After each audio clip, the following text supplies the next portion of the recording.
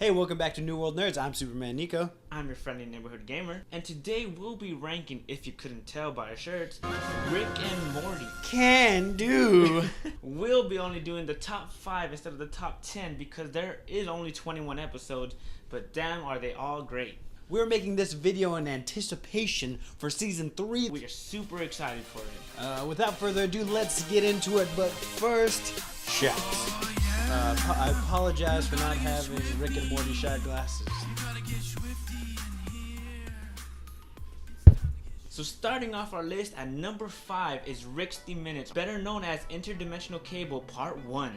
In this episode, the Smith family gets a cable upgrade from programming from every conceivable dimension.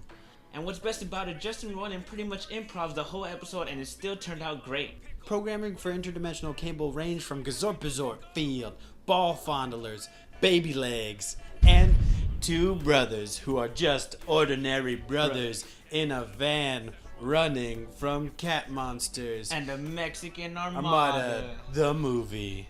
The fact that this episode is mostly improv makes it even funnier that this is just some guy in a room freaking going off. While Rick and Morty watch all these crazy TV shows, Beth, Summer, and Jerry all back the wrong conceptual horse on this one and use interdimensional goggles to view what other versions of themselves are doing in the universe. Jerry's an actor, Beth is a human surgeon instead of a horse surgeon, and Summer barely exists, and when she does, they're doing boring ass shit. Beth and Jerry seeing how good they could have had it made them start resenting themselves even more than they already do. Summer starts questioning why she even exists, while Jerry and Beth wonder if they even should stay together. This episode makes the list because all the hilarious comedy that was improv. This would be a great episode alone, but the tail end of this episode puts it in the top 5 category. Coming in at number 4 on the list is Meeseeks and Destroy, Season 1, Episode 5.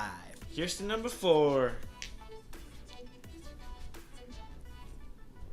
For those of you who don't know, this is a Meeseeks. Hi, I'm Mr. Meeseeks. Look at me. So what made this our number 4 on the list had to be how this episode actually did not focus on just Rick and Morty. It actually expanded and showed the whole family. On the Rick and Morty side of things, Morty gets to finally choose an adventure. And his is more fantasy based. They go to a regular old town and they have to find treasure so that that town can prosper.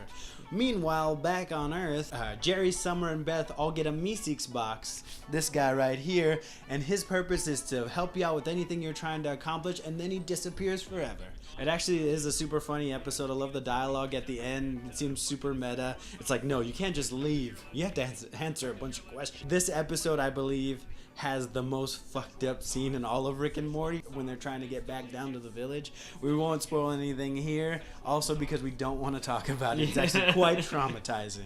When Morty went through that traumatic experience, it actually showed Rick's lighter side, which we hardly see in any of the other episodes. He actually cared for Morty and he saw how hurt he was, and at the end of the episode, he fixed it knowing that he had hurt Morty. At the end of this episode, this is the first time it's ever been said, Rick's catchphrase, wubba lubba dub dub. Number 3. Now number 3 on our list has to be Total Recall. I like this episode a lot. In this episode, telekinetic parasites try to escape the Smith house and take over the world. In the beginning, we see Rick throw some glowing rocks into the trash, which has been confirmed to be the parasites themselves. And we got a first look at it in Morty Night Run. That episode may or may not be later on this list. I also liked how they put Mr. Poopy Butthole in the title sequence and made it seem like he was there the whole time, rather than just this one episode. Mr. Poopy Butthole, a great addition to the franchise. I love all the zany characters that pop up with all the flashbacks because these telekinetic parasites disguise themselves as people that you would have already met in your life. So they embed these memories, but they can only give you good memories, and that is their downfall. One of my favorite scenes had to be when Summer realized her bad memories about Morty when he's in the kitchen and he's just going at it, and then he looks at her and says, I hate you, and I was thinking of your friend Grace. Oh my gosh, that was so funny. I would never forget that moment. Here's to number 2. Number 2, this is actually my favorite episode, Morty Night Run. The reason that this episode is so great is because Jermaine Clement is in it. He voices Fart. I like this name, Fudge. He's a gaseous life that Morty saves from this assassin's Crimbopulous Michael. And all the shenanigans they get into is so great. The songs he sings are super great. All of the destruction they do to save him is all for nothing because of what happens at the end of the episode. But it is so great. I love the comedy. I think the voice actor really complements Justin Roiland's kind of humor. I think he does a great job, and that's what puts this one so high for me, just from his performance alone. My favorite part had to be when they go to Blitz and Chips. Blitz and Chips! Yeah. And they play the game Roy. Roy? Whoa. What if we're all in a game just called Roy? I would never fucking go back to that carpet store, would you? It depends, like, what other options do I have? What kind of salary they giving me? Yeah. I also like that song. Cosmos without hatred, stars like diamonds in the sky. All the moon men want things their way. Alright, shut the up about Moon Man. God. Alright! God, I'm trying to do a video here. So good.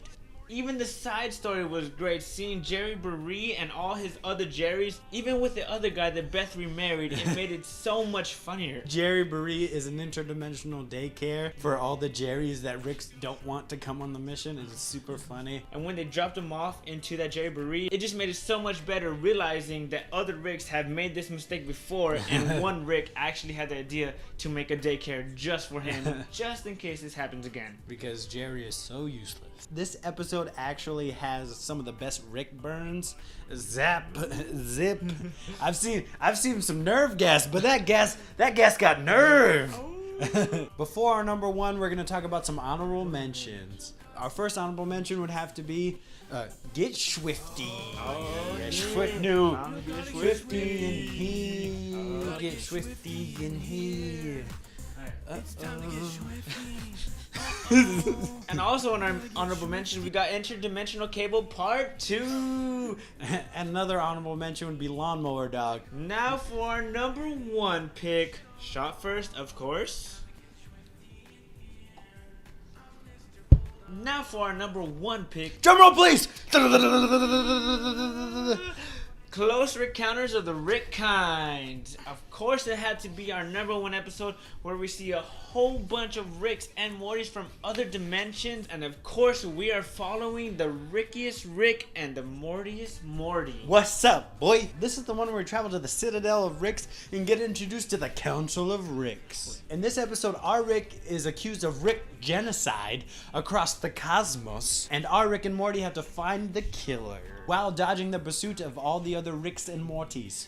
In this episode, we actually get a Rick that actually likes Jerry. He is J19 Zeta 7. Better known as Doofus Rick. The reason this one is number one is because this episode is the first time we dive deep into the interdimensional parts of everything. This episode has a twist at the ending. We won't spoil it here. This presents so many theories you see on the internet. Mortys have a lot of resentment towards Ricks. We find out that Rick only keeps Morty around to cancel out his genius brainwaves. That really puts it straight on our protagonist. We find out that our Morty is the Mortiest Morty of all time. This episode expands the lore, showing us all of the Ricks and Mortys across the universe. We even get Easter eggs from Cronenberg, Rick and Morty. That was the list of our top 5 Rick and Morty episodes so far.